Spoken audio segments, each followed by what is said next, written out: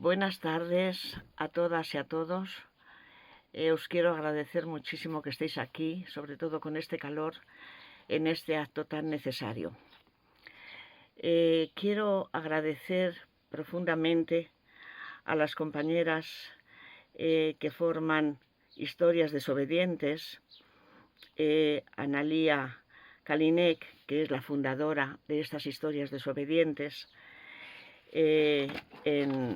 en Argentina, a Verónica Stay, representante por Chile, y a Loreto Urraca, que es la hija de un policía franquista, Pedro Urraca, y que ha escrito un libro maravilloso, Entre hienas, que pone luz a tantas sombras.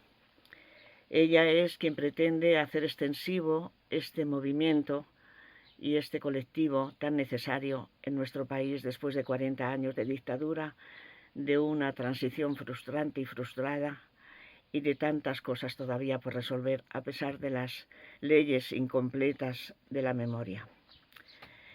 Quiero agradecérselo porque su valentía, su entereza, su decisión nos abren un camino bastante lóbrego, pero yo creo que necesario para ser recorrido. Es un camino plagado de oscuridades y de trampas en las que habría una llave para entrar, pero se encuentra secuestrada y está cerrándonos el camino hacia el acceso de los archivos de la represión, tan necesarios para comprender y para profundizar lo que ha sido estos 40 años de dictadura, este cambio en tantísimas cosas que nos ha invadido la vida, nos la ha cambiado y nos la ha secuestrado, como a ellas, como a estas mujeres valientes que están aquí hoy. Mi agradecimiento también a las personas que me han ayudado en la organización de este acto.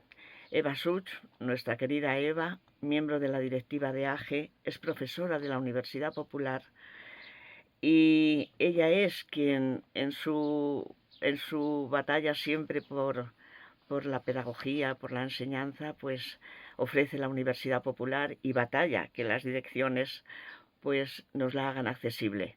Así que aquí estamos porque ella y nuestro amigo Juanjo Llorente, un activo militante de ya muchos años, que siempre nos ayuda, nos han conseguido esta sala. Y además, pues han trabajado, especialmente Juanjo, en el cartel, en la publicidad, con la prensa. Muchísimas gracias a los dos. Va a estar también Iñaki Pérez, el director general de la Consellería de Memoria Democrática de la Generalitat de Valencia, y que es una persona que ha procurado y ha hecho muchísimo para que exista la CAMDE, una coordinadora de entidades memorialistas de la Comunidad Valenciana, en la cual está también AGE, que es quien también ha mostrado su apoyo para esta presentación.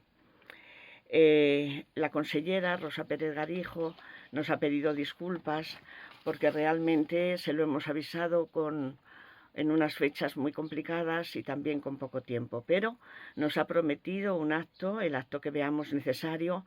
Estará ella presente y eso será más adelante, ya a la vuelta del verano, cuando no estemos muriéndonos por el calor directamente. Y yo creo que tenemos la necesidad y la obligación de organizar también otro acto, aunque en este caso quizá las compañeras de Chile y de Argentina no puedan estar, pero siempre estará Loreto y estaremos, yo espero también ponerme un poco mejor, y estaremos ahí para representar lo que puede llegar a ser un colectivo grande y potente que descubra toda esa oscuridad y arroje luz sobre tanta miseria. Yo, bueno, me quiero disculpar por no poder en esta sala, pero últimamente he tenido un grave problema de espalda y a veces puedo y a veces no, pero en esta ocasión los médicos no me han dado el permiso. La compañera Eva estará en la mesa, será un poco hará efectos de presentadora. La he pillado un poco a traspié porque pensaba estar yo, pero bueno, va a ser una perfecta sustituta. Y, seguidamente comenzará Loreto, que nos va a narrar su historia tremenda, que aunque ya cuenta algo de esto en el libro Entre hienas, esta historia un poco novelada, pero que no deja de ser tremenda, porque nos abre unos caminos que no tienen, no estamos acostumbrados a vivirlos en esa persona. Y muchos de nosotros lo hemos sufrido porque hemos padecido cárcel, hemos padecido, en fin, muchísimas vicisitudes en la represión tremenda, y nos hemos visto reflejados ahí cuando cuenta la historia de su abuelo, que ha estado persiguiendo republicanos españoles en Francia, en fin, miembros de la resistencia. Es un libro que animo muchísimo a leer, Entre hienas. Después seguirá Analía, que hablará de su historia y de la creación de este proyecto de historias desobedientes, este proyecto que, como he dicho, es un proyecto necesario. Y continuará Verónica, que contará su historia también y las implicaciones del colectivo, de este colectivo. Cerrará el acto formal el director general Iñaki Pérez, quien nos va a mostrar el apoyo de la Consellería de Memoria Democrática hacia este acto y hacia lo que venga detrás, lo que creemos, lo que seamos capaces de impulsar y lo que será necesario alimentar, porque estos movimientos, si se crean y no se alimentan, se mueren. Y esto es algo muy novedoso en este país. No había sucedido nunca que un movimiento como Historias Desobedientes se abriera paso, y además a través de una chilena, una argentina y una española, 3 países cuya referencia de dictadura los hacen inequívocos. Es tremendo, pero esto hay que hablarlo, y hay que hablarlo además muy seriamente. Va a cerrar después el acto, ya para que haya un debate después, lo va a cerrar Loreto, para dar comienzo a este debate, que yo creo que tiene que estar animado. Si yo estuviera ahí lo animaría muchísimo, porque hay muchas preguntas que hacer, hay muchísimas cosas que hablar, y no hay que desaprovechar el momento es único. Ahora está aquí presentes estas 3 mujeres, y debemos aprovechar que las tenemos para poder preguntar y para poder sentar las bases de lo que va a ser esta entidad, que espero que fructifique. Vamos a grabar este acto, ya nos lo ha preguntado mucha gente, naturalmente que sí, lo vamos a grabar. Eso me han dicho Eva y Juanjo, que además son muy capaces de hacer eso y más. Lo vamos a grabar y lo vamos a colgar en las redes para que así lo pueda ver muchísima más gente y hacerlo extensivo. En fin, no puedo decir más, que lamento no estar ahí porque va a ser una tarde única, pero nos encontraremos en reuniones y en otros momentos en los que a la vuelta del verano seamos capaces de organizar de nuevo actos como este. Y gracias a todos de nuevo, y espero que lo disfruten. Un abrazo grande. Hasta pronto.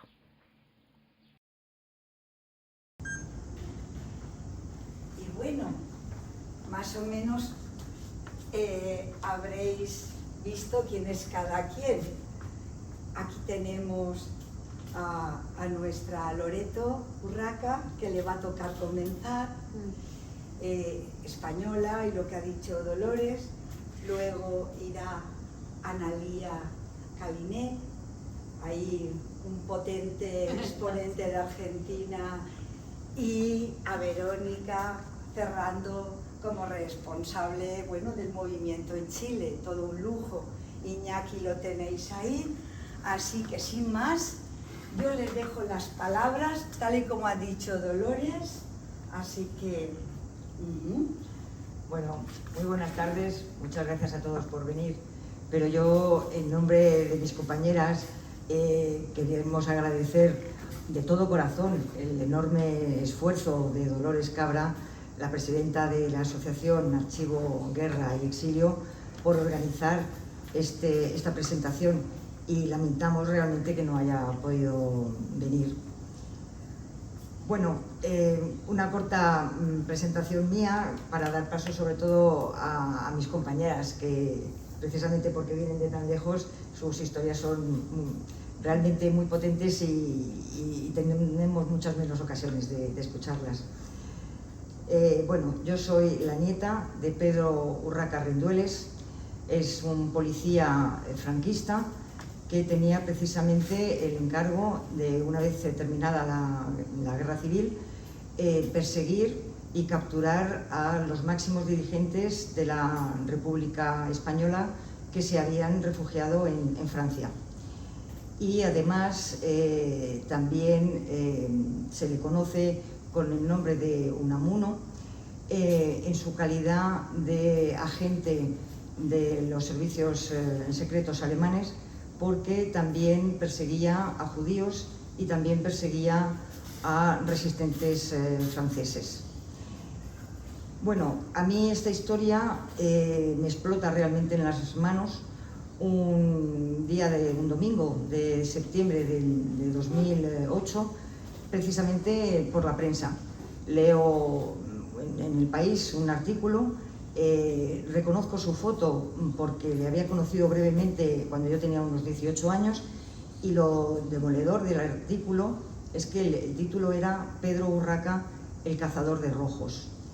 Me puse a leer con avidez aquel artículo y ahí hacía una reseña de una tesis doctoral, y fue cuando empezó a descubrir pues esta colaboración entre las policías francesa, franquista y nazi en esa captura de los dirigentes republicanos. Claro, cuando terminé de leer el artículo me embargó una tremenda vergüenza y una rabia también muy grande, ¿no? Porque con este apellido yo me imaginaba que inmediatamente se me iba a vincular con este victimario franquista, y aquello no me hacía ninguna gracia porque sus ideas políticas pues estaban totalmente en desacuerdo yo estaba en desacuerdo con ellas. Entonces el mero hecho de llamarme de esta manera me vinculaba indefectiblemente con él. Pero en aquel primer momento no hice nada, no supe cómo reaccionar, y aún así estuve como 2 años sabiéndolo, pero no atreviéndome a ir a leer esa tesis que estaba en la Universidad de Barcelona y también en la Universidad de la Sorbona, pero más accesible tenía en Barcelona. Era como un temor porque no sabía qué me iba a encontrar. Pero bueno, 2 años después, en 2010, recibí la llamada de una periodista que estaba haciendo un reportaje por el 70 aniversario del fusilamiento de Luis Companys. Y entonces me pidió, bueno, primero me dijo que me había localizado precisamente por el apellido, con lo cual yo ya me confirman que ese vínculo se había hecho, y me pidió un aporte de cómo recordaba yo a mi abuelo cuando yo era pequeña. Es decir, el vínculo ya no solamente era ese vínculo natural, de que fuera realmente mi abuelo, sino de que me hubiera educado. Y ahí fue cuando me surgió la imperiosa necesidad de desafiliarme. Yo tenía que públicamente repudiarle, denunciar qué es lo que había hecho, y entonces fue lo que me impulsó realmente a ir a leer la tesis, puesto que como yo lo desconocía todo, me sentía un poco responsable como el único representante de esta línea familiar en España, pues a lo mejor, aunque solamente fuera para dar información de qué había hecho. Y esta necesidad de desafiliarme pues fue la que me llevó a la universidad a leer la tesis. Y allí fue donde descubrí la magnitud del problema del exilio, la injusticia que se había cometido con todas aquellas personas que habían tenido que huir de España de una muerte segura, que además tampoco encontraron amparo en donde se refugiaron, fueron encerrados en los campos de concentración, primero en Francia, y sobre todo lo que exponía la tesis era esta colaboración tan estrecha entre los franquistas, las policías francesas, y digo las porque son primero todavía Francia democrática y sobre todo luego la Francia bajo el gobierno de Vichy, y a partir de la Segunda Guerra Mundial pues con los nazis.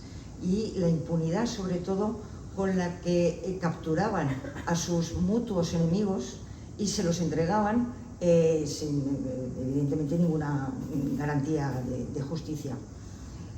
Entonces yo, ya después de conocer toda esta historia, yo ya tenía que realmente divulgarla, porque lo que me parecía injusto era lo que se había hecho con ellos, pero que más, todavía 40 años de dictadura y casi 40 años de democracia, todavía eran historias que se desconocían. Y entonces ahí fue cuando decidí escribir una más o menos biografía de Pedro Urraca. Lo convertí en novela histórica para que fuera más accesible al público general. Y bueno, también abrí una página web previamente para volcar toda la información que tenía sobre los exiliados, y bueno, conseguí publicar el libro.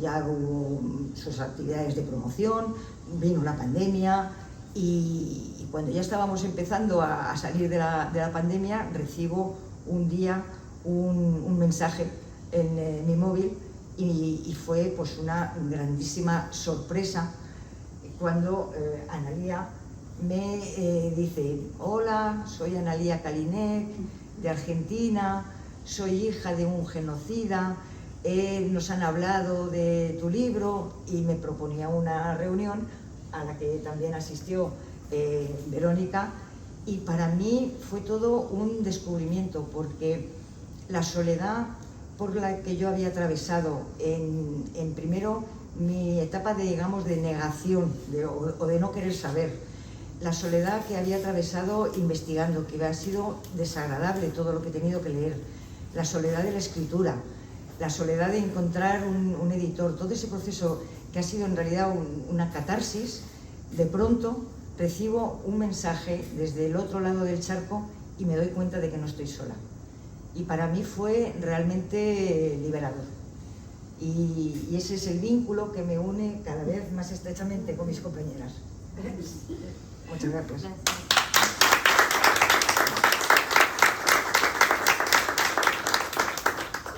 Sí, y antes, si te lo quieres recordar, porque esto... Dale, bueno, buenas tardes, un gusto estar acá. La verdad que yo todavía no me la creo que estoy acá, que estamos con Loreto, que después también tenés que contar lo que pasó ayer, como también cierre con el horario de este encuentro desobediente internacional. Bueno, mi nombre es Analía Kalinek, yo siempre digo que estoy en Historias Desobedientes desde antes de que exista Historias Desobedientes, porque bueno, en el momento que Loreto abría ese diario en el año 2008, por ahí en algún lugar de España, en algún lugar de Buenos Aires, mi papá estaba siendo juzgado, ¿no? Y es recién en el año 2008 cuando yo accedo al auto de elevación a juicios y leo los testimonios de los sobrevivientes, de las víctimas de mi papá.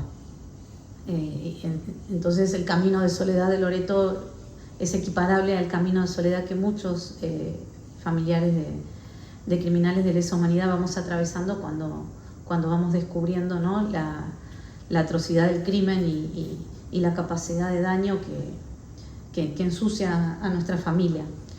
Yo nací en dictadura en el año 79, crecí en el marco de una familia tipo: mamá, papá, mamá ama de casa, papá policía, 4 hermanas, las 4 nacidas en dictadura, yo soy la segunda.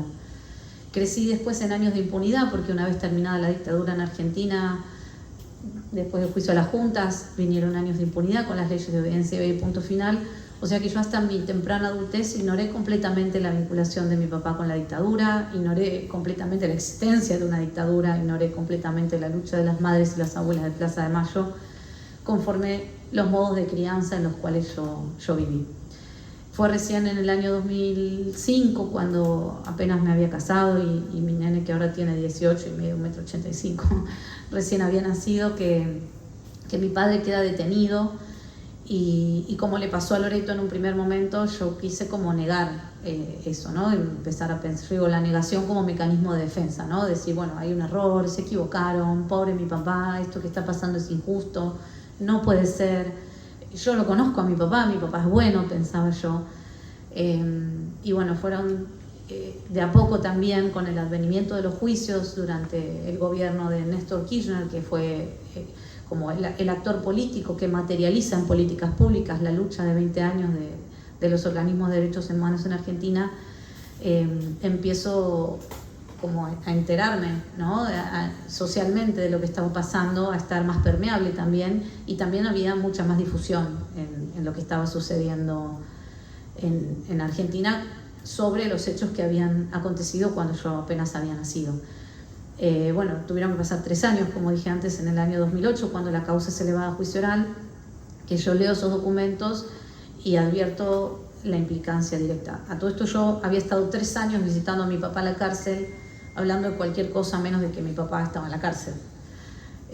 Fue recién con ese elemento, y luego de 3 años de estar recibiendo algunas informaciones, notas que salían en los diarios, ficciones que salían en la tele, que yo me armo como de una idea de lo que había pasado, no obstante lo cual le voy a preguntar a mi papá, ¿no? Que era como el lugar de referencia que yo tenía.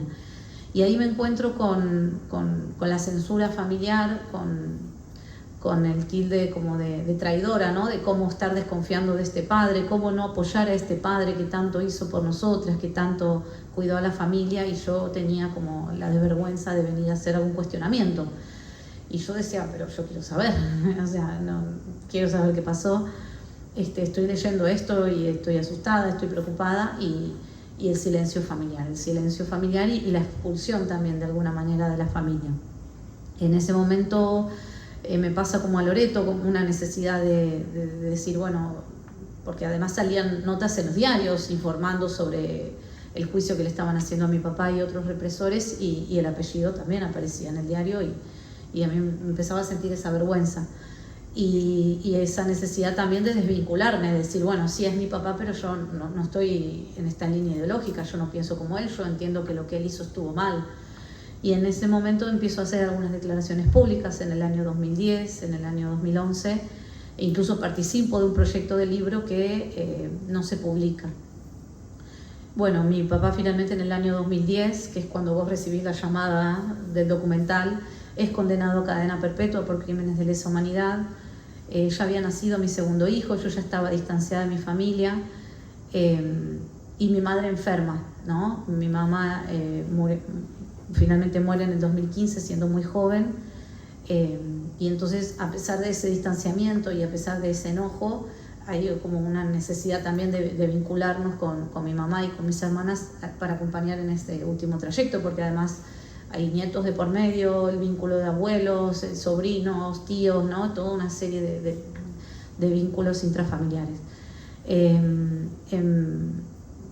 Bueno, la vida sigue, digamos, me recibo de psicóloga, sigo trabajando como maestra en una escuela pública, hasta que, bueno, en el año 2015 mi madre muere, y unos meses después es publicado el libro donde yo había dado testimonio, y sale mi testimonio en un libro.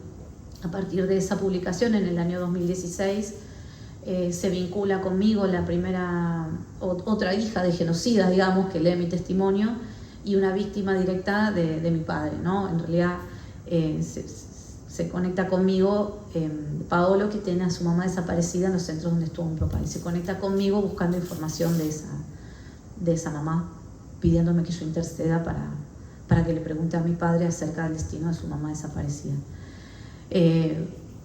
Termina el mandato que fue, digamos, posterior a Néstor Kirchner. Cristina Kirchner tiene 2 mandatos presidenciales y asume el gobierno Mauricio Macri con una orientación política totalmente distinta, y aparece como la posibilidad de que una vuelta a la impunidad, ¿no es cierto?, con un gobierno de derecha, con un gobierno que viene a poner en cuestión todo el trabajo de los organismos de derechos humanos y de los juicios que habían estado avanzando en Argentina.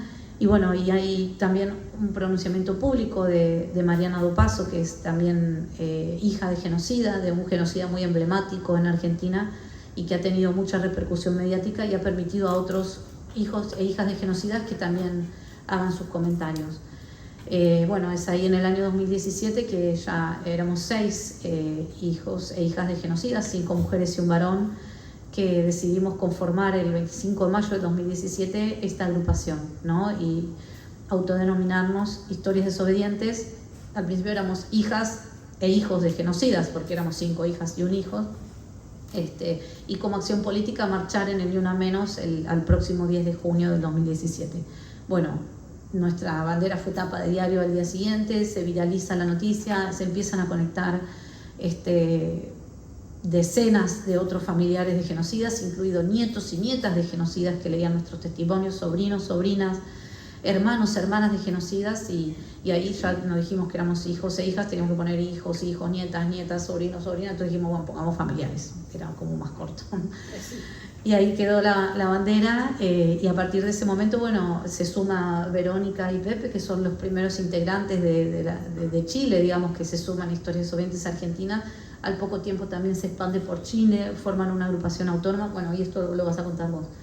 Pero bueno, en la historia personal, bueno, como para cerrar y hacerla breve, desemboca que luego, después del fallecimiento de mi madre, mi padre desde la cárcel y mis 2 hermanas menores, que son personal civil de la Policía Federal, inician acciones legales contra mi persona a partir de mi pronunciamiento público para intentar desheredarme de la herencia de mi mamá bajo la figura de indigna, ¿no? Ellos están pretendiendo que a mí se me declare indigna.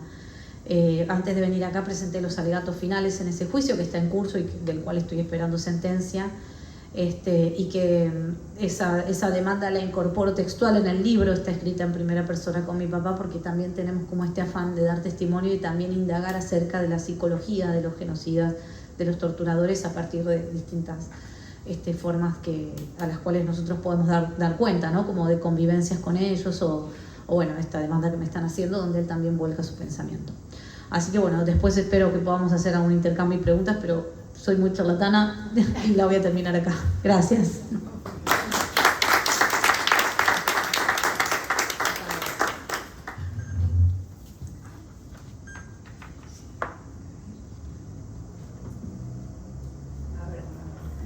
Sí, ahora con Verónica. Bueno, yo me llamo Verónica Stay, como dijeron, soy representante del colectivo por parte de Chile. Tengo un doble vínculo, en realidad la falla que partió en 2 a mi país, a Chile, pasó por el medio de mi casa, como ha pasado en muchas familias, en España también, como ocurrió en su época. Y bueno, yo soy hija de expresos políticos chilenos que fueron torturados y partieron al exilio a México. Yo nací en México y al mismo tiempo soy sobrina de un responsable de crímenes de lesa humanidad que al principio era militante de izquierda y bajo tortura empezó a delatar a sus compañeros y siguió colaborando después voluntariamente hasta el punto de participar 10 años después en un crimen muy emblemático en Chile, que es el caso de Gollados. Y de ahí no quedó más duda de su voluntad de adherir a esa nueva ideología, que era la ideología contraria a la que él había sostenido hasta entonces, y de su responsabilidad. Él falleció el año pasado en prisión, es uno de los pocos criminales que ha sido condenado, civil por cierto, y muchos quedaron afuera y quedan todavía, lamentablemente. Bueno, yo me sumé a Historias Desobedientes, claro, desde un poco después de su fundación en Argentina. Después, junto con Pepe Robano, compañero también desobediente de Chile, lo fundamos en Chile cuando ya éramos 5 o 6 chilenos, y poco a poco el colectivo se ha ido expandiendo a otros países, como lo pueden ver en el folleto. Bueno, ahí están todos, está Brasil, Uruguay, Paraguay, incluso El Salvador, y ahora España. Yo, bueno, me sumé al grupo y desde el principio, como yo trabajo con los libros, soy doctora en literatura francesa, bueno, y me hice cargo del trabajo editorial. Y entonces los 2 libros que tenemos acá del colectivo, Escritos Desobedientes y Nosotres, Historias Desobedientes, me encargué de la compilación, escribí el prefacio de uno, el posfacio de otro, y bueno, ustedes ahí también en el folleto explicamos en qué consiste cada uno. Lo que quiero decir es que en realidad esta posición tan particular que es la mía, de estar entre los dos lados, yo en realidad siempre supe lo que había pasado y siempre mantuve la posición que tuve hasta ahora, pero con esa particularidad, con la particularidad de mi historia, sumarme al colectivo Historias Desobedientes me permitió asumir la carga simbólica de mi apellido, porque muy hija de sobrevivientes sería, pero el apellido estaba estrechamente vinculado con un personaje mucho más célebre, tristemente célebre, que los otros miembros de mi familia. Por lo tanto, sumarme al colectivo me permitió después trabajar por la memoria, la verdad y la justicia, por los derechos humanos, pero asumiendo plenamente esta especie de ruptura esquizoide en el seno de mi familia. Yo quisiera leerles un pequeño relato que escribí del surgimiento del colectivo, que se los quiero leer en realidad porque lo escribí como un cuento y pienso que es una pequeña mitología de la desobediencia y que da cuenta de las implicaciones del colectivo y también de los desgarros que atraviesan a cada uno de sus integrantes. Así que bueno, ese es el cuento que quiero contarles, cortito. En la sociedad, de modo general, algunas personas se planteaban la pregunta, por curiosidad sobre todo, ¿sería entretenido saber qué pinta tiene el hijo o la hija de un torturador? Se lo preguntaban, sí, pero suponían, estaban casi seguras, que esos hijos serían el calco de sus padres, los mismos ojos, las mismas cejas, la misma nariz, la misma boca y las mismas ideas, por supuesto, negacionistas, fascinados por las armas, aprendices de verdugo dispuestos a reproducir los crímenes de sus genitores apenas la ocasión se presentara. Eso debían ser. Monstruos, pues, reales o potenciales.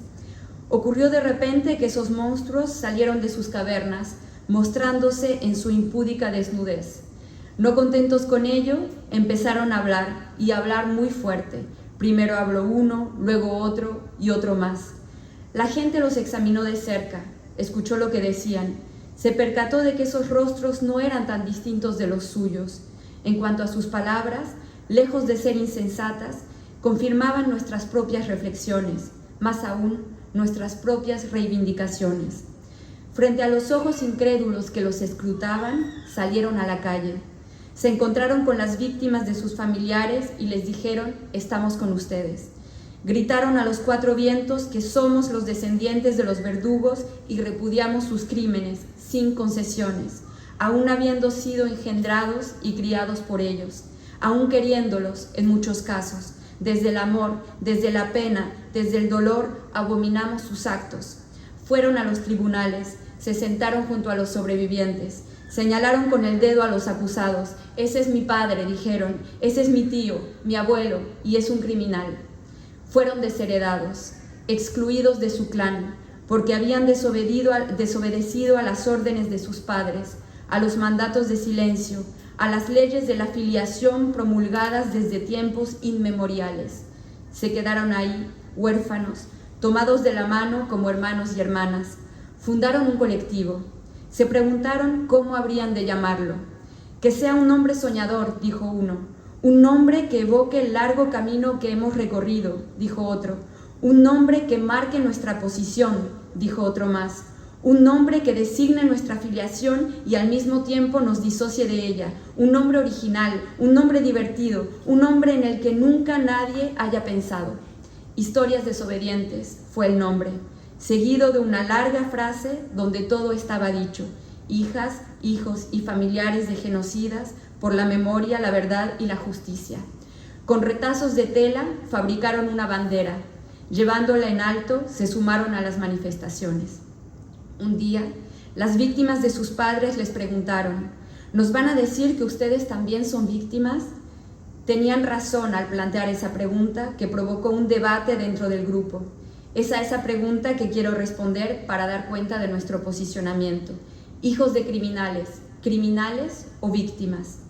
El estigma de la criminalidad de los hijos de los torturadores hunde sus raíces en los fundamentos míticos del concepto de filiación en nuestra cultura. Estos fundamentos se manifiestan en expresiones cotidianas a las que estamos tan acostumbrados que rara vez nos detenemos a cuestionarlas. De tal palo, tal astilla. Y dice la Biblia: soy un Dios celoso, que castiga la iniquidad de los padres sobre los hijos hasta la tercera y cuarta generación. Por lo tanto, es preciso ir en contra de concepciones profundamente arraigadas en el imaginario colectivo para cuestionar el determinismo que tiende a asimilar la posición ética de los descendientes a la de sus progenitores. Los desobedientes desafían los prejuicios más obstinados, mostrando que el odio no necesariamente engendra odio y puede incluso, con el paso de las generaciones, convertirse en su contrario. Repito la pregunta: hijos de criminales, ¿criminales o víctimas? Víctimas, podríamos responder entonces, víctimas de sus propios padres en el caso de algunos, víctimas de su condición trágica en el caso de otros, obligados a repudiar a su padre aunque no fuera necesariamente un mal padre, o un mal abuelo, o un mal tío. Hijos de criminales, ¿criminales o víctimas? Ni lo uno ni lo otro, dicen los desobedientes. En el ámbito privado y familiar hay que reconocer que ciertos compañeros son indudablemente víctimas de abuso o de maltrato y por lo tanto tienen la posibilidad de reclamar justicia a título personal. Pero en el ámbito político y como miembros de Historias Desobedientes no podemos y no debemos referirnos a nosotros mismos como víctimas. Por un lado, porque esa designación podría interpretarse como una usurpación del estatuto de las víctimas de crímenes de lesa humanidad históricamente reconocidas. Por otro lado, porque quien dice víctima dice también exigencia de reparación, y de ningún modo podríamos nosotros pedir reparación en el marco de la justicia transicional. El espíritu mismo del colectivo sería entonces traicionado. Así pues, uno de nuestros lemas es: no somos víctimas, pero apoyamos a las víctimas. Somos descendientes de victimarios y junto a las víctimas decimos en todos los países, aquí en Argentina, en España y en Chile y en muchos más y en todos los idiomas, nunca más. Por eso estamos aquí. Gracias.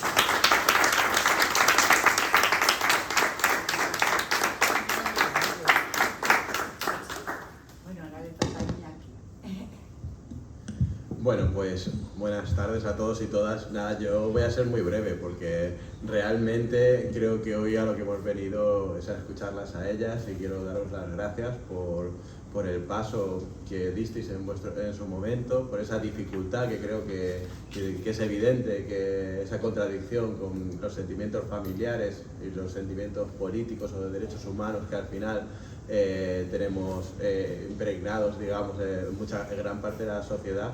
Y creo que es importante vuestra labor, y lo hablaba con Dolores cuando estaba hablando con ella por teléfono, sobre todo para romper esa dinámica que nosotros también, pues humildemente desde las instituciones lo intentamos hacer potenciando, pues bueno, actos así o daros altavoz en todo lo que podamos y saber que en la Consellería de Participación, Transparencia, Cooperación y Cualidad Democrática pues tendréis un apoyo siempre, pero intentaremos ser un altavoz, pero sobre todo creo que lo más importante y lo que más pretendemos desde la institución es, pues en un primer momento, luchar contra esa impunidad, que la sociedad sea consciente de esa impunidad y sobre todo también trabajar para acabar con esa equidistancia que ha bañado a la sociedad.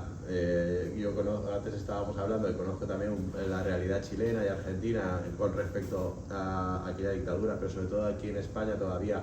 Creo que en Chile ya se está avanzando más, pero en España todavía está costando mucho que las políticas de memoria queden impregnadas en la sociedad. Y creo que este grito, esa desobediencia, que me gustaba tanto esa palabra, en la que os lucháis contra la propia historia familiar, por dar voz o por poner en valor los derechos humanos y sobre todo por reconocer aquellos crímenes de lesa humanidad que cometieron vuestros familiares, ante todo para dar una respuesta a las propias víctimas de la represión de cada una de las dictaduras en vuestros países, creo que es una labor fundamental y creo que es una labor que además es la que puede llegar a despertar más conciencias. Muchas veces yo lo digo porque cuando estamos exhumando una fosa o están hablando presos políticos o están hablando torturados o exiliados, no llegan a... la sociedad llega como a verlo entre esa parte de un frentismo. Sin embargo, la labor vuestra, lo que nos está costando es que gran parte de la sociedad, pues sociedad que se pueda ver referenciada en la derecha, no comprenda que para ser un demócrata al final el Estado tiene que resarcir a todas aquellas víctimas de aquellos crímenes que él mismo cometió como Estado.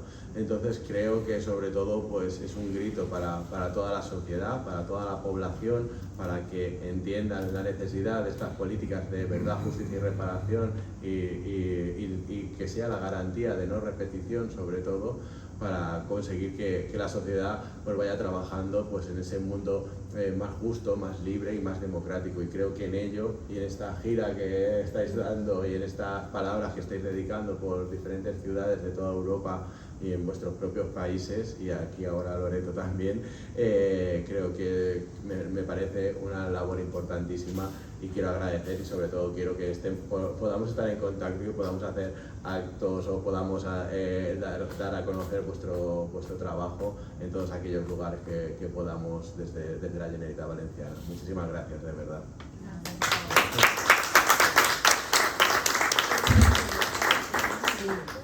Ahora vamos a proyectar, que aquí Verónica tiene muchas ganas. Vamos a ver, es pequeñito. Es muy cortito. ¿Quieres dar una introducción? Sí. Bueno, es un pequeño video que hicimos recientemente por los 5 años del colectivo, que en realidad es el 5º aniversario de la fundación del colectivo en Argentina, pero como en el camino nos fuimos sumando todo, 5 años del colectivo internacional en su conjunto, y es un video que hicimos en grupo y retoma un poema que está en un tercer libro que estamos preparando, un poema también escrito a muchas manos, es un poema colectivo. Así que bueno, este video cuenta un poco metafóricamente el largo camino de la desobediencia. Muy bien. Voy a ponlo tú.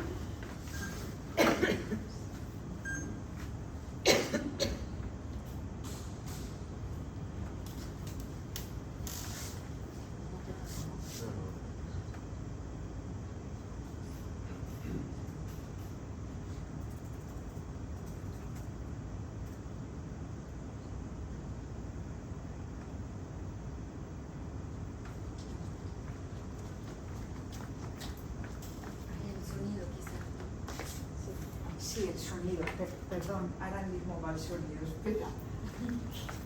El sonido de vídeo. Ya está. Sí.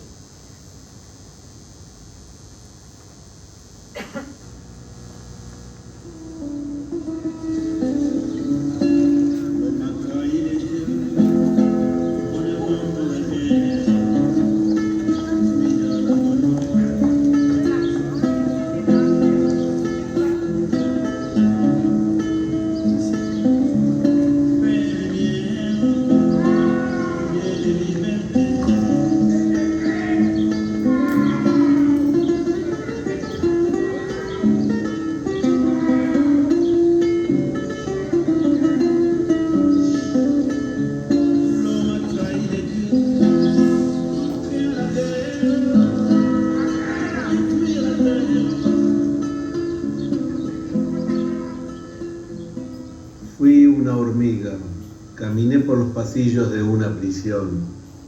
Entré en cada celda, me detuve junto a la mujer que gritaba, junto al hombre que ya no podía más.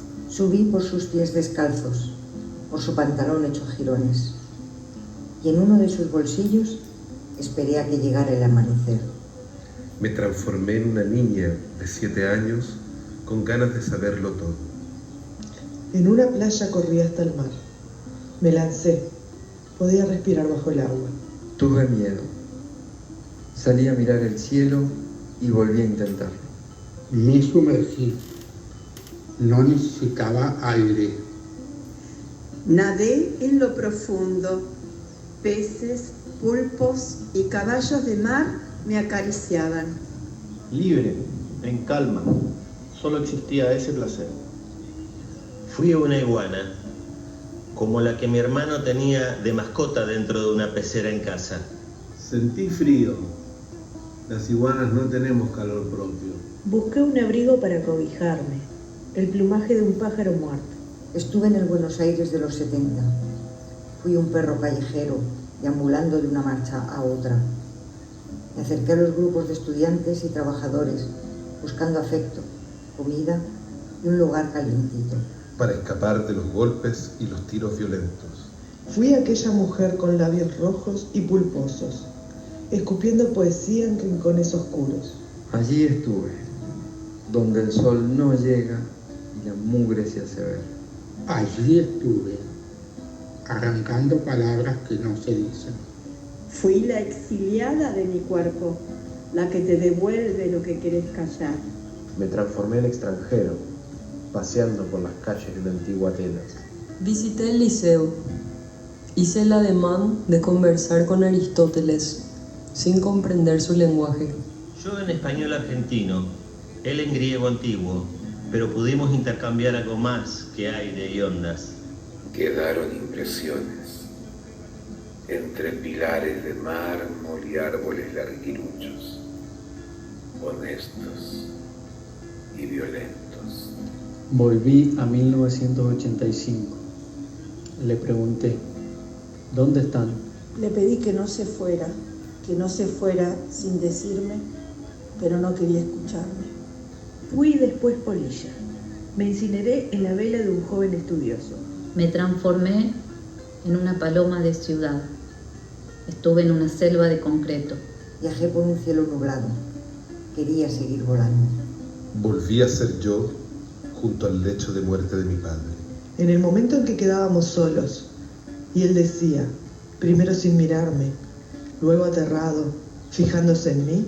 Pregúntame lo que quieras saber. Me llamo María. Me llamo cobarde aún. Me llamo Violeta. Me llamo Ceniza, el de los viajes nocturnos. Me llamo reparación. Me llamo todos. Me llamo nadie. Me llamo desobediente.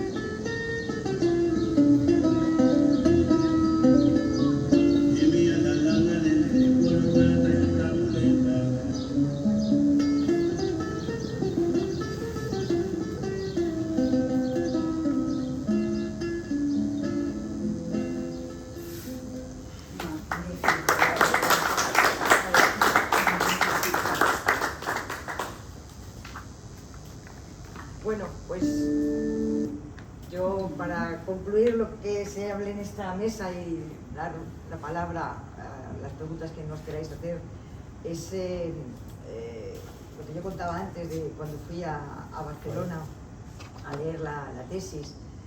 Estuve una semana y el último día fui a Montjuïc, puesto que había sido el sitio en donde habían fusilado al presidente Luis Companys, que es la captura más mediática de Pedro Urraca, porque quería ver el sitio en donde había caído muerto una de las víctimas más icónicas de mi abuelo. Y este sábado, y sentí una profunda soledad, ¿no? Y era terrible para mí todo lo abrumada que estaba después de la lectura. Pero el sábado tuve el privilegio de esta vez, junto con mis compañeras, en ese mismo sitio, depositar un ramo de flores para el presidente Luis Companys, pero sobre todo, tener el privilegio de abrazar a Mariona Companys, su sobrina nieta. Muchas gracias.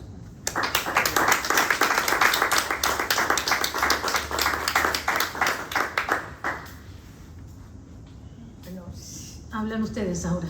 Sí. Ya hablamos mucho.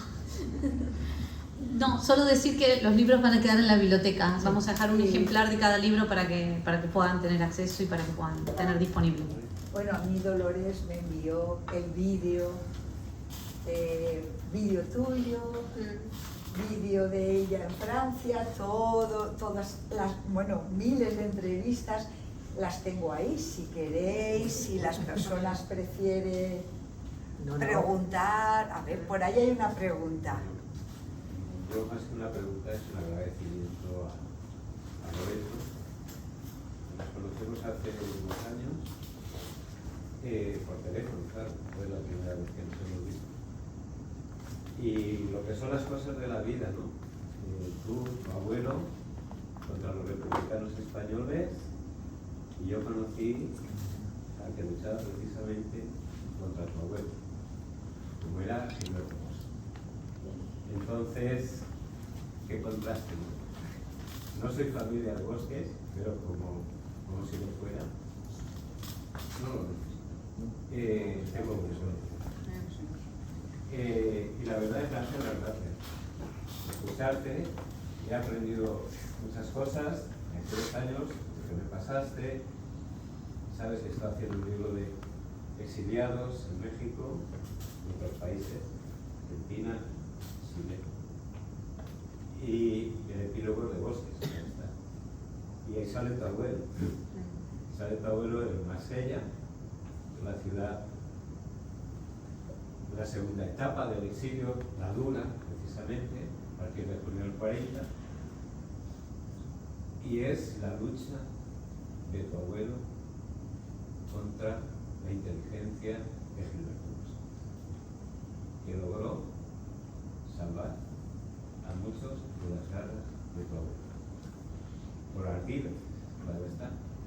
Y aquel reinar, aquellos judíos que te hablabas, documentaciones falsas, lograron poder salir de Marsella, vía Martinica, vía Pirineos y después por otros lugares. También el recuerdo a Argentina, menos emotivo, pero sin embargo sí que tengo un muy buen recuerdo de Chile. Hace años conocí a un matrimonio que él era un segundo marido, pero la señora tuvo que salir en el golpe de Estado del 73 porque estaba casada con un republicano español que había ido a parar a Chile, al altiplano. Este señor con el brazo que está.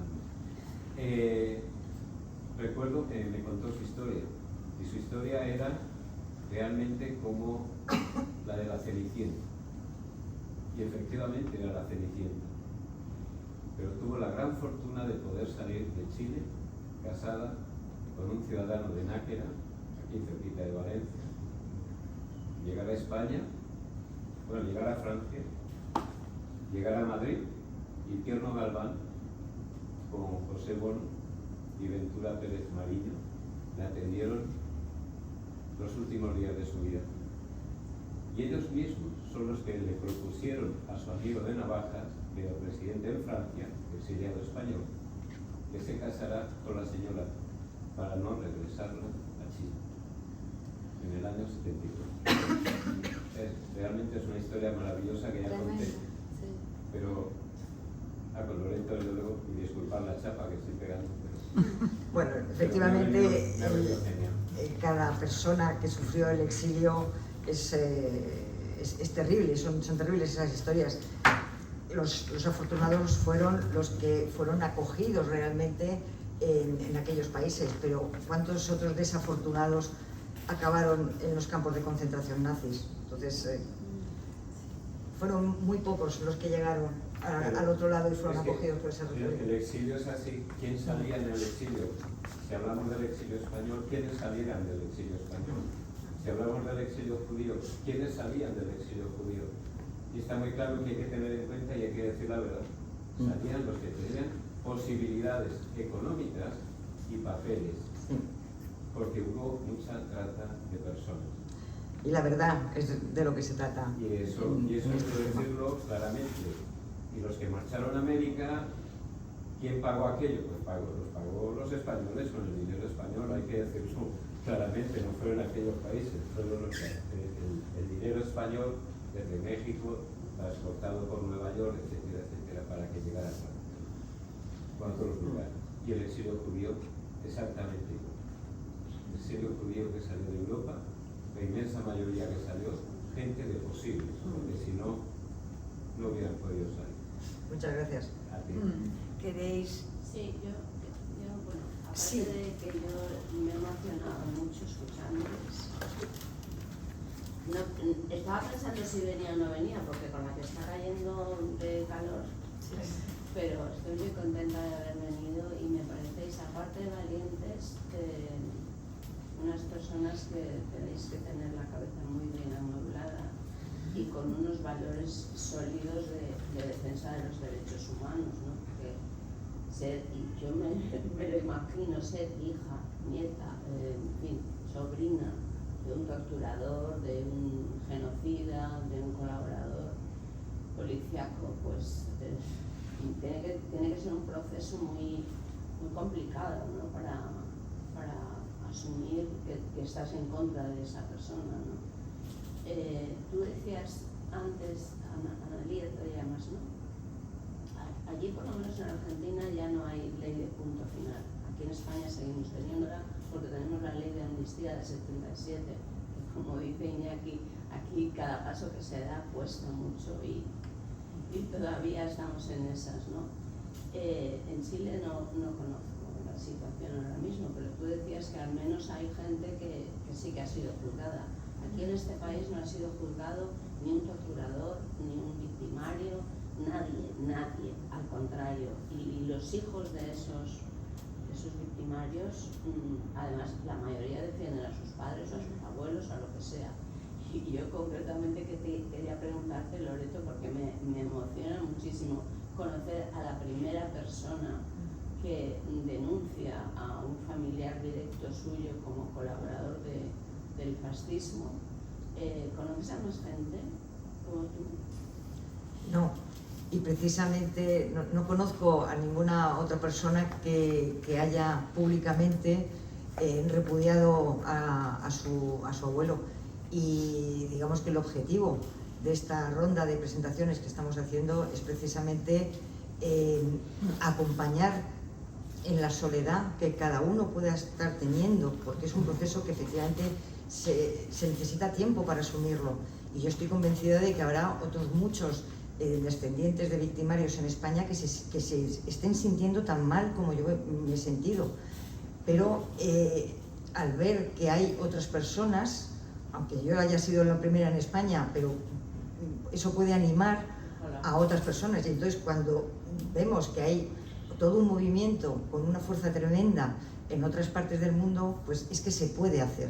Es doloroso, es un proceso muy doloroso, pero se puede hacer y es una catarsis, porque realmente es sanador y liberador.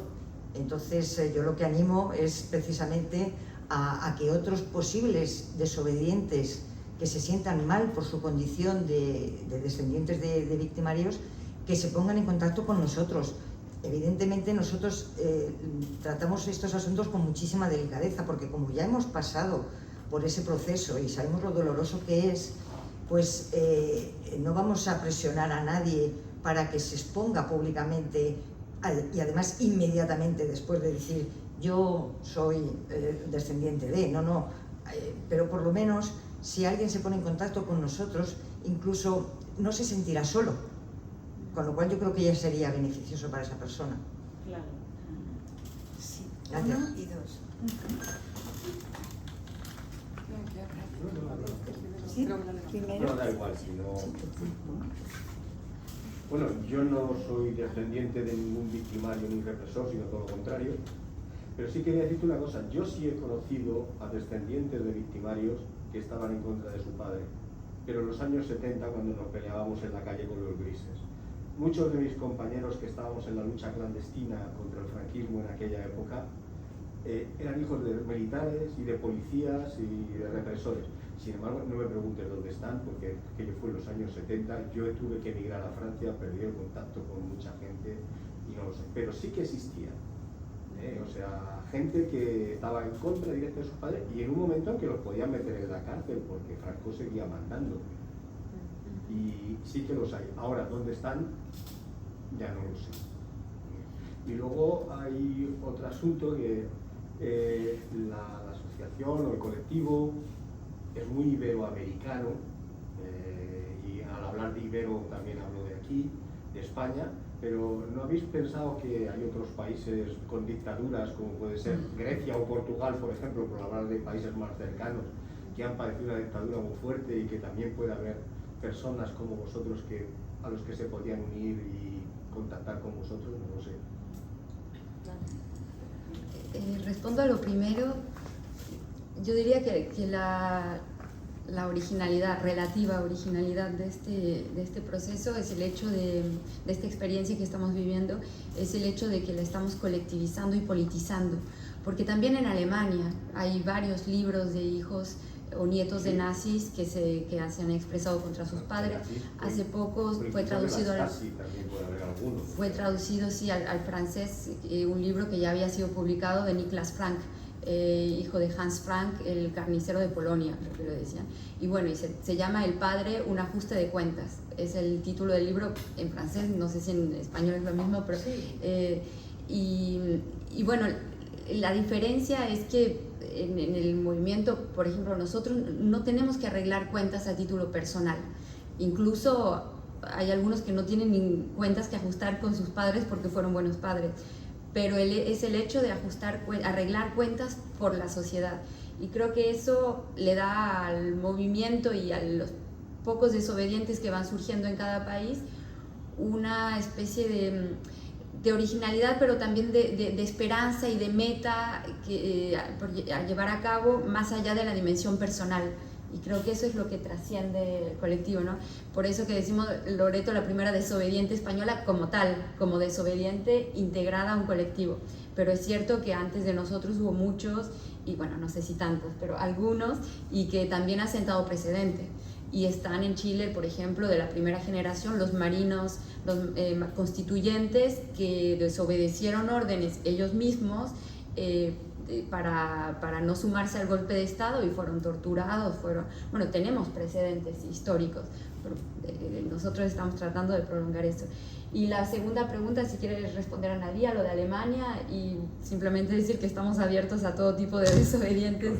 El único requisito es descendientes de criminales de lesa humanidad, pero hay muchos en muchas partes. Sí, bueno, dos cosas. Nosotros venimos de un encuentro en Alemania que se llama Sumando Voces, donde se convocó a descendientes de víctimas de la Shoah, descendientes de nazis, que algunos por primera vez daban público su testimonio, víctimas y descendientes de víctimas de la dictadura argentina e integrantes de historias desobedientes. Y fue muy impactante la perspectiva de sumar las voces de los descendientes de genocidas. Ha generado mucho impacto mediático, incluso hemos estado en vivo por la Deutsche Welle contando sobre este evento, han salido notas incluso en el diario El País sobre este acontecimiento, y en el medio del conversatorio que tuvimos ha habido quien se ha pronunciado públicamente como descendiente de nazi, ¿no? Alguien que levantó la mano espontáneamente y dijo: yo quiero decir que yo soy nieta de nazi y es la primera vez que lo digo, ¿no? Entonces sí, suscribimos esto que está siendo traccionado socialmente, ¿no? Primero, nosotros ubicamos que no es casual que este movimiento nace en Argentina. Argentina es un país que tiene mucho que aportar en cuanto a política pública en materia de derechos humanos. Es un país que ha juzgado a sus propios represores a lo largo y a lo ancho del país, con las leyes vigentes al momento de los hechos y con tribunales ordinarios.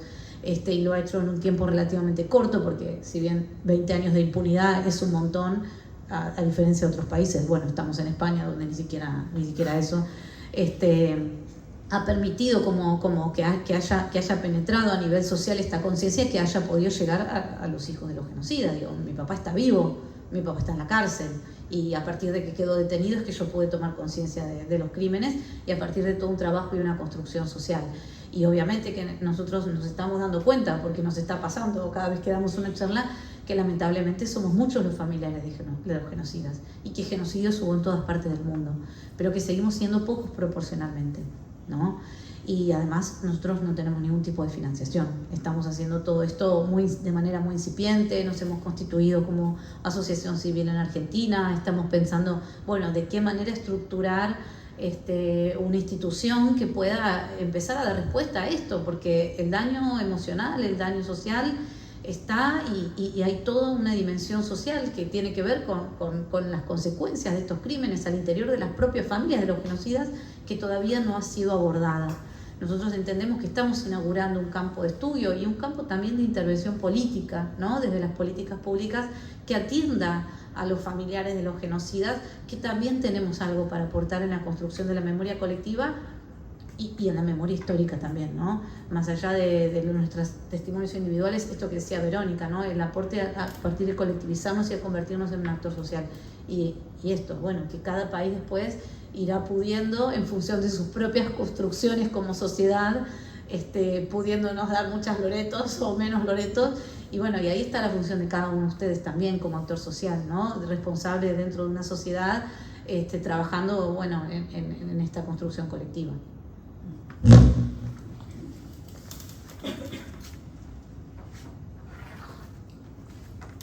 Sí, yo un poco también me uno y creo que es un acto muy valiente y así que te felicito muchísimo porque no es fácil, ya lo habéis dicho, no es nada fácil, pero bueno, es un proceso, es un tránsito que se está haciendo.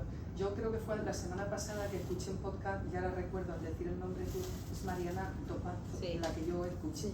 Y hoy, cuando ya me he dicho que me voy porque la semana pasada me quedé estupefacta cuando escuché el relato que ella hizo, no sabía que existíais y creo que es un acto de valentía y de coraje muy fuerte, ¿no? Ahora lo que ese discurso que has dado, ¿no? de político, de colectivizar ese dolor también y demás, pero entiendo que al principio será una cuestión personal primero, cuando una da el paso es una cuestión mirando por una misma, ¿no? Decir, necesito sanar de alguna manera, salir de aquí.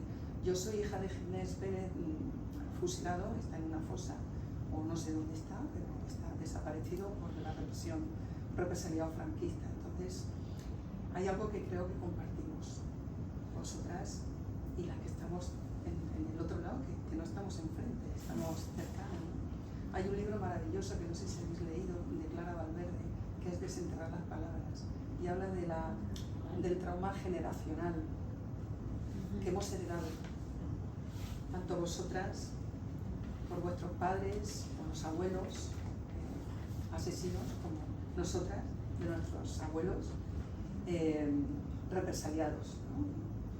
Y es ese tránsito, es ese caminar que hay que hacer para poder transformar, ¿no? Es unirnos un poco en ese dolor, pero siempre mirando en ese cambio, en esa transformación de la sociedad, ¿no?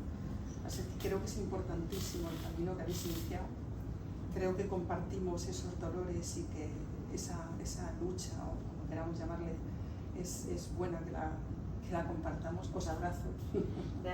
Os abrazo. Gracias. Y animo a que seguro que hay muchísima gente fuera que no se atreví. Creo que eso es esa gran voz que puede alentar, ¿no? al resto de gente a acercarse.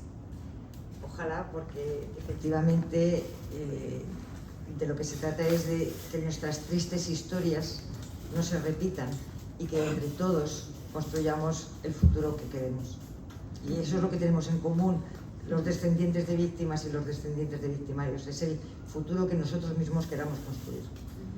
Hago una aclaración cortita, los descendientes de victimarios desobedientes, porque lamentablemente, como también señalaba alguien, la mayoría terminan siendo muy obedientes. A mi familia me remito también, ¿no es cierto? Pero también nosotros entendemos que nuestro posicionamiento familiar también genera una interpelación al interior mismo de la familia y que eso también va moviendo el tejido social, porque va como insertándose esa pregunta, insertándose como ese dilema ético también en estas familias que parecen como blindadas frente a estos cuestionamientos, con discursos de negacionistas, con discursos de odio que vemos proliferar, y bueno, y que de repente se plantee uno, la propia estirpe, ¿no? Uno de la propia sangre, como nos cuesta tanto decir, genera, interpela, hace pregunta, y bueno, y de esa pregunta surgen más preguntas y posicionamientos. Sí. Si me permites una cosa, porque habláis de que hay muchos obedientes en la parte, pero es que en la parte de represaliados también hay muchos obedientes. Entonces, si me permitís la parte también, las que estamos al frente, digamos, familiares de represaliados luchando por sacar, ¿no? Y por los huesos y la dignidad de nuestros familiares, con esa verdad y esa justicia y esa reparación, pues también somos desobedientes. Sí, claro. Con vuestro permiso también. Sí, un poco totalmente. Y también hay desobedientes que siendo hijos de represaliados se van al otro bando. Eso no estoy diciendo que son obedientes en ese sentido. No, estoy diciendo hijos de represaliados que apoyan a los represores, que también los hay. Claro, obedientes al mandato de silencio. Sí. Obedientes. Solo una cosa, que es cierto que nunca se desobedece absolutamente a todo.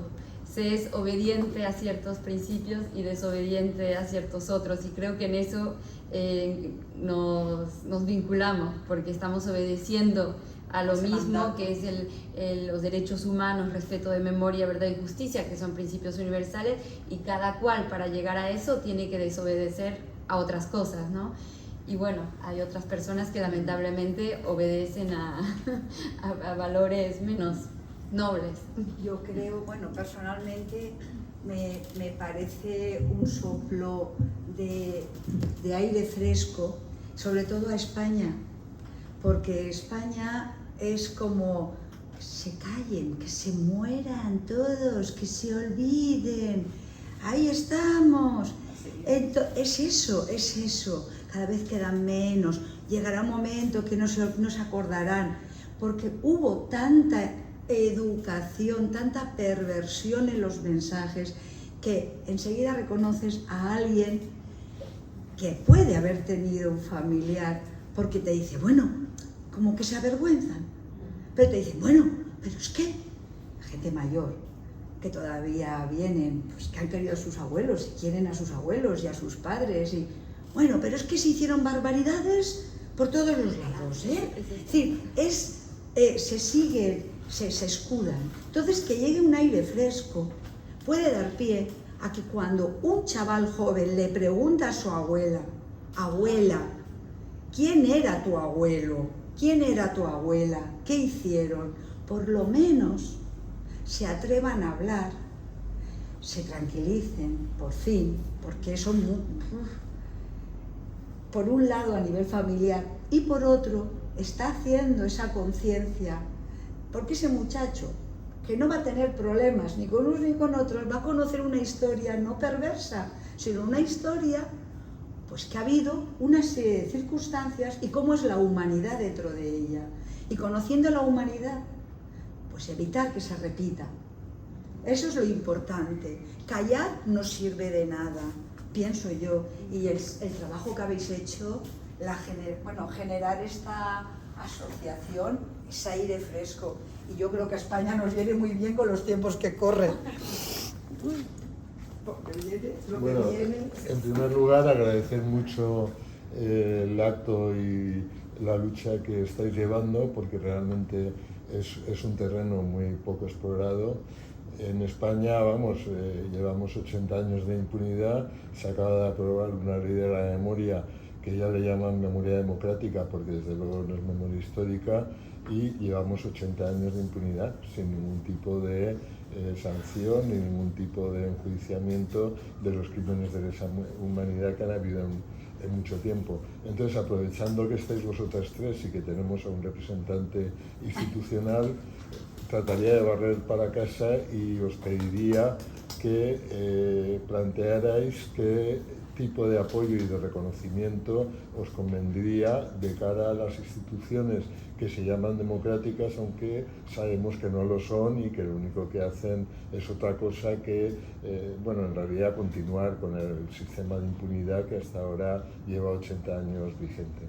Entonces, os devolvería la palabra para que planteéis cosas que pensáis que habría que avanzar, en particular en España, Nosotros... Soy claro y directo, me parece. Bueno, la verdad es que esto está surgiendo de una manera tan rápida que nosotros mismos tenemos que reflexionar primero cómo se constituye el colectivo, porque ha surgido de forma nacional en algunos países, pero se está planteando ahora la cuestión a lo mejor de internacionalizarlo realmente, incluyendo, o sea, incluso traspasando la frontera idiomática, pues, con Alemania, con Francia, lo hemos hablado a veces. Esa sería una posibilidad, pero estamos como, digamos, en plena ebullición. Entonces, nosotros mismos necesitamos darnos un tiempo para ver qué actividades podemos sugerir, qué tipo de financiación se necesitaría a lo mejor para llevar a cabo todas esas actividades, pero necesitamos tener incluso las ideas más claras, porque es que es una energía que se ha generado con una potencia tan grande, que es la que genera la suma de todas esas rabias, que primero tenemos que tener nosotros mismos las ideas bastante más claras. Pero muchas gracias por el ofrecimiento. Sí, una pregunta por allí. ¿Sí? ¿Quieres hablar? No, vamos. Hola, buenas tardes. Lo más que pregunta es... Sí, igual que creo que es un micrófono. Sí, no, para que que te grabe. No, pero para ser no, grabado. para que la pregunta Vale, quede, sí. Lo más que pregunta es pues una especie de agradecimiento sobre todo por vuestra posición, vuestra lucha.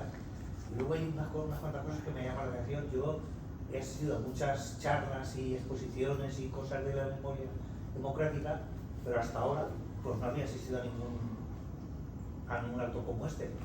Que haya gente que se atreva a decir mi abuelo, mi tío, no sé qué era lo que era, víctima tributaria.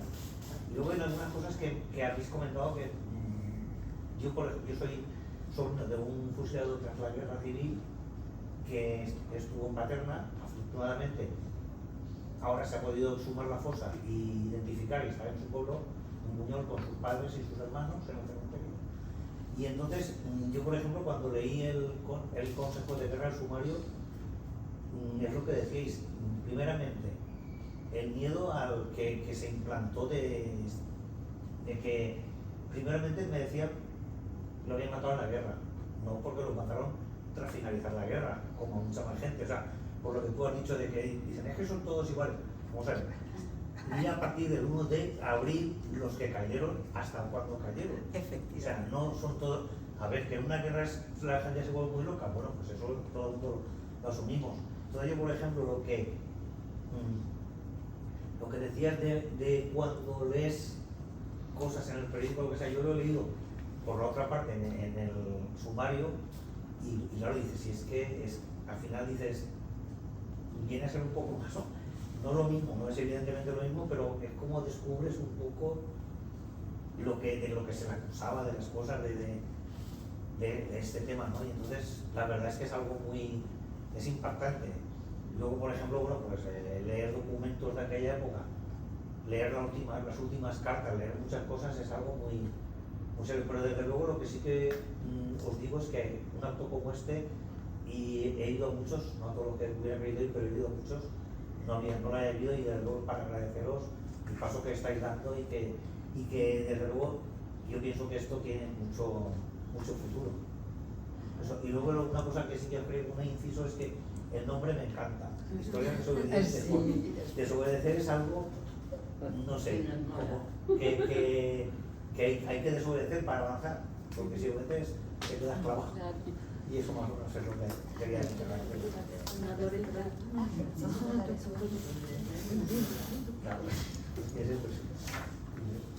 Bueno, primero muchas gracias. Y sobre el nombre, quisiera tal vez profundizar en eso. En realidad hace referencia, por contrapunto, a la desobediencia debida, que era una ley en Argentina, y en Chile más bien un argumento sin valor jurídico, pero un argumento muy utilizado por parte de los victimarios en los juicios para decir yo estaba obligado a obedecer órdenes y por lo tanto estoy exento de responsabilidad. Y eso se conocía como desobediencia de vida. Obediencia de vida. Y Historias Desobedientes surge justamente como por oposición a eso, con esta idea de que lo que nuestros familiares no fueron capaces de hacer, y bueno, nosotros lo hacemos. Y al respecto, dos cosas. El próximo libro, tercero, se va a llamar Desobediencia de Vida. Y otra cosa, que en Chile, en la nueva Constitución, como colectivo, en el marco de la nueva Constitución, nos juntamos para hacer algunas propuestas en torno a las Fuerzas Armadas y de orden. Hicimos una propuesta que no fue aceptada y nos lo imaginábamos, pero que consistía, y esperamos que algún día se retome, en un derecho a la desobediencia, y que le permitiría a los miembros de las Fuerzas Armadas y de orden desobedecer legalmente a órdenes contrarias a los derechos humanos.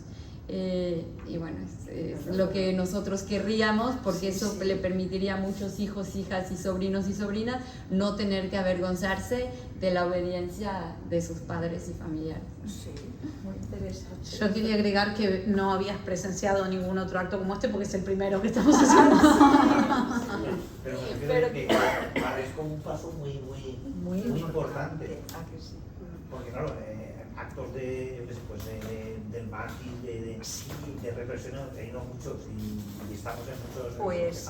Pues si ves el vídeo que yo vi donde Analía sale con una de las personas torturada por su padre, a mí de verdad está ahí, se puede ver si queréis.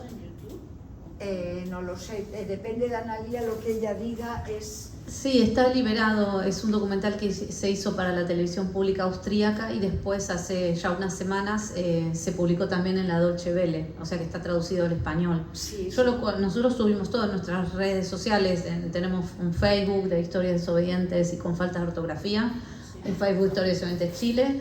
Yo en mi Facebook personal también subo todo este material porque me lo piden y tratamos también de difundirlo, es de libre acceso siempre, sí.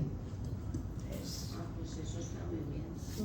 Yo pienso que, por lo que decís de lo de por qué aquí estamos como estamos, estoy leyendo aparte de muchas cosas que me interesan de memoria y de historia, hay uno concretamente que se llama Franquismo S.A. de Antonio Maestre, que son las empresas que apoyaron el franquismo pero han cambiado de nombre y tal, y al final es que son una gran familia.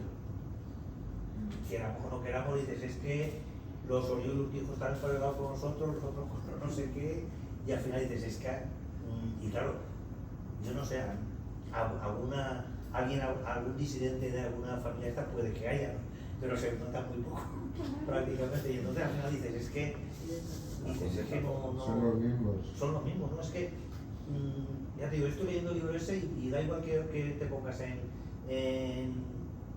yo qué sé, pues que hables de fomento y construcciones, que hables de Nagas, que hables de los de Iberdrola, de los que sean, es que eran todos los mismos y siguen. Y entonces al final dices, es que es el poder lo del gas en Alemania. Otra persona. Buenas tardes. Todo lo que habéis dicho aquí es alucinante. Yo lo único que os pido es si se puede coordinar esto de alguna manera para que estemos informados de todo lo que hagáis.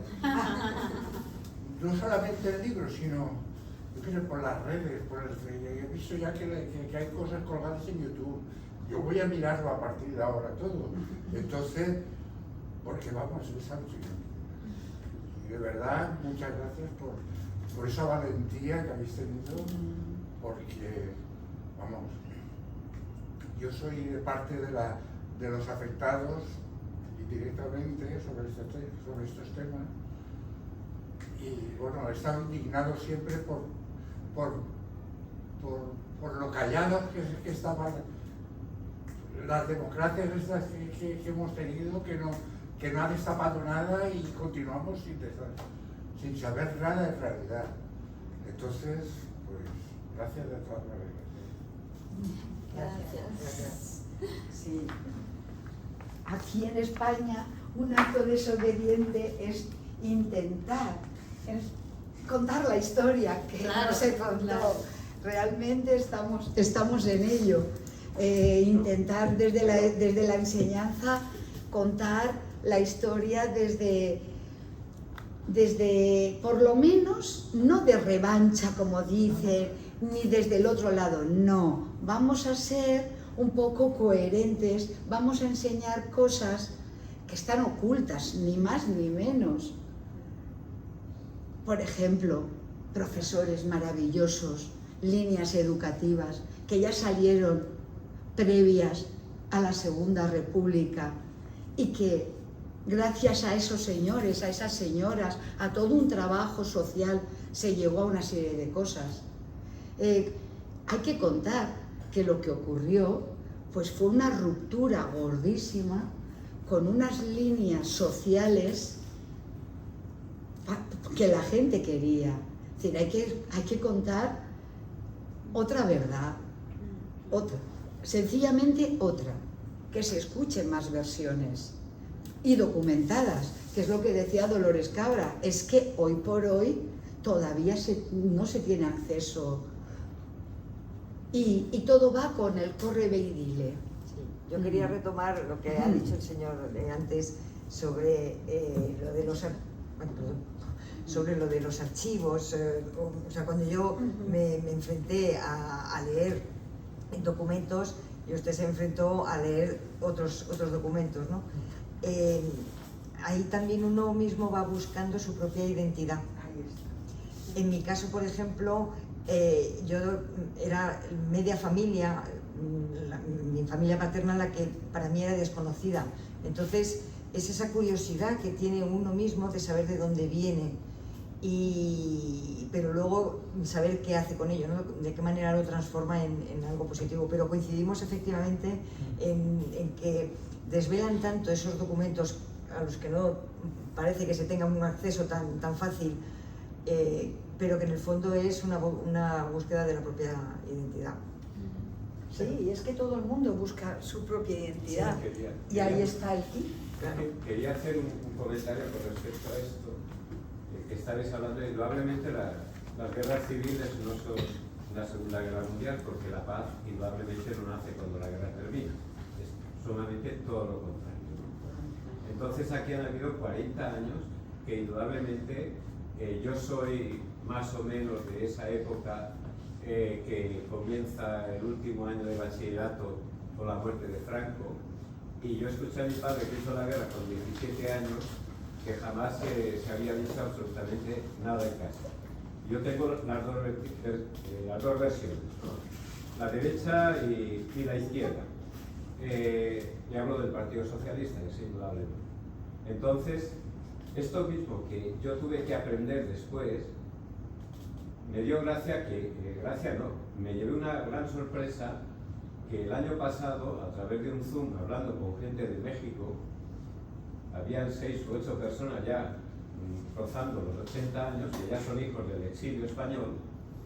Resulta que hablando con ellos, yo quería entablar una conversación para saber sus historias, su repercusión en México del exilio.